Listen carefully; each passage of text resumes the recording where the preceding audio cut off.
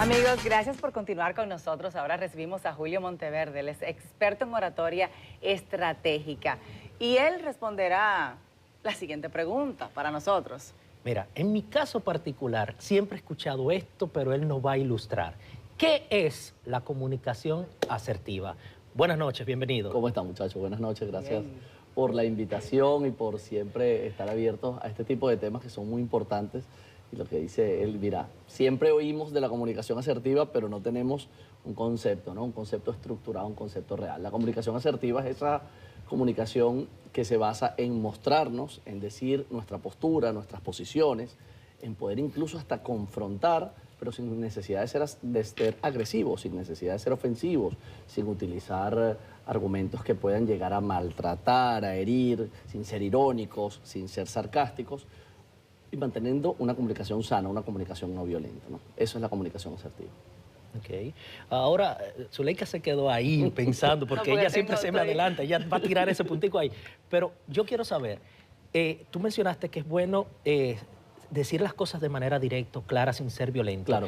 Hay muchas situaciones que uno intenta ser asertivo, pero otras personas puede sentir de que se está haciendo ofensivo. ¿Cómo Sí. no se puede, uno puede no cruzar esa pequeña línea delgada? Tienes toda la razón, el mismo término que voy a utilizar. Hay una delgada línea entre la comunicación asertiva y la comunicación violenta, porque puede ser malinterpretado, porque puede ser señalado, porque puede ser interpretado como que yo te estoy queriendo ofender, ¿no? Entonces hay que ser muy cuidadosos. La comunicación asertiva es una comunicación con pinzas, es una comunicación de escoger exactamente la palabra, de escoger exactamente la frase que vamos a utilizar, la entonación que vamos a utilizar, incluso hasta el tono que vamos a utilizar, porque eso influye en cómo la persona lo percibe. Somos responsables de la comunicación. Ese es otro punto importante, ¿no? Que tú me entendiste mal, no es que tú me entendiste. Yo no me supe explicar porque yo soy el responsable de la comunicación y el que debe hacer el máximo esfuerzo para que el otro entienda. ¿Y cómo tener una comunicación asertiva cuando la persona con la cual nosotros tenemos la conversación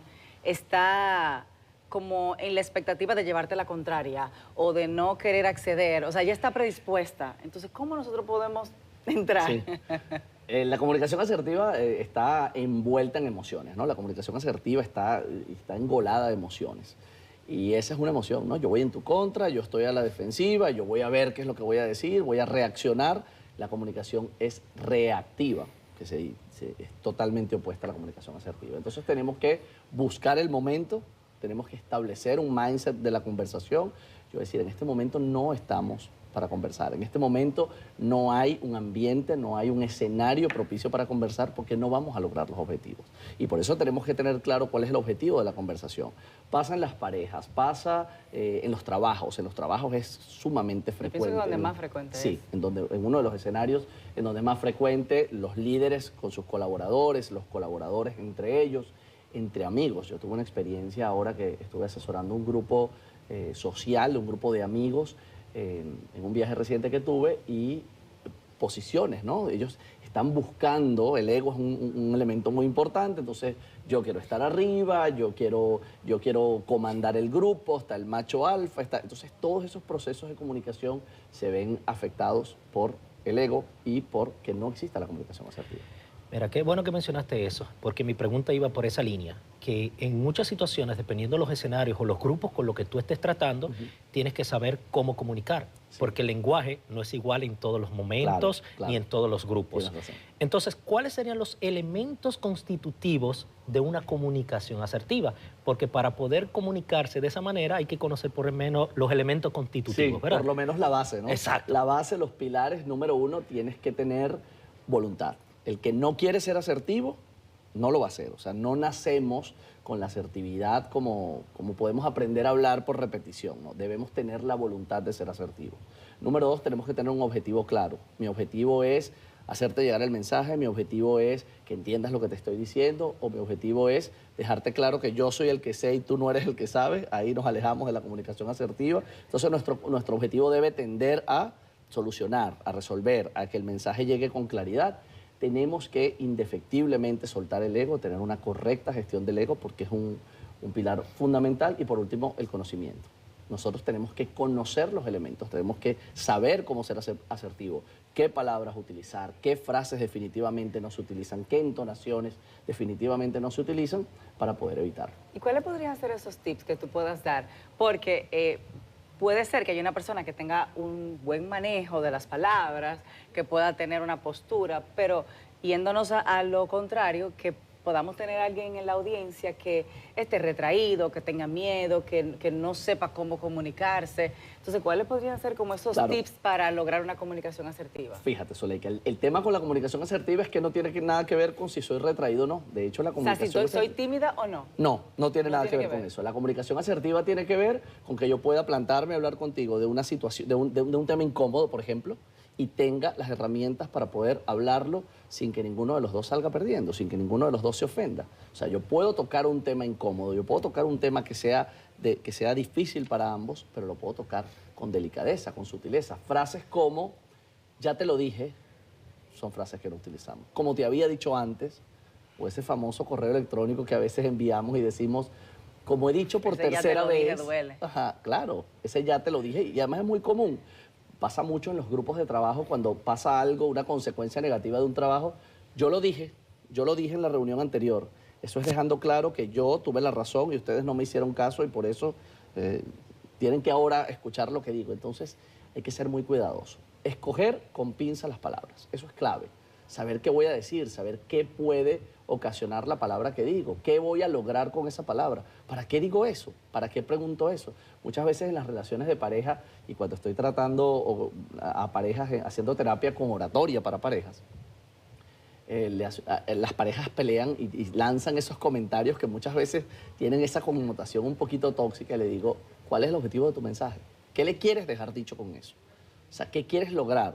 No, yo quiero solucionar. Sí, pero si le estás diciendo, yo te lo dije, no estás solucionando. ¿Cuál es el objetivo de tu mensaje para saber qué palabra escoger? Y eso se aprende, eso se estudia. Claro. Julio, ahora que tú mencionas esa parte de la humildad y del ego y demás, cuando alguien está tratando de enviar un mensaje claro, se utilizan palabras concretas. Cuando ya no funciona esa comunicación asertiva, cuando tú mencionas, que es la otra parte que tiene ese ego o esa forma petulante quizás de responder, porque a veces se sienten ofendidos cuando uno intenta ser asertivo sin ofender. ¿Cómo se puede retomar o continuar una conversación sin hacer sentir a la otra persona que tú lo estás atacando? Sí, lo primero, la claridad. O sea, dejar claro y dejar establecer cuáles son los términos de la conversación. Cuando tú estableces los términos de la conversación, mides el grado emocional, mides la situación en la que estén emocionalmente hablando y eso te va a permitir escoger, sí, este es el momento. Yo siempre recomiendo, yo prefiero no hacerlo en el momento, o sea, no hablar en un momento determinado que pasar 2 horas, 3 horas en una conversación que igual no va a tener frutos. Entonces siempre pienso, ok, vamos a establecer primero los niveles de los estilos de comunicación. Estamos desde lo agresivo, que es el top más violento, hasta el pasivo, que es el más calmado, sin embargo sigue siendo violento.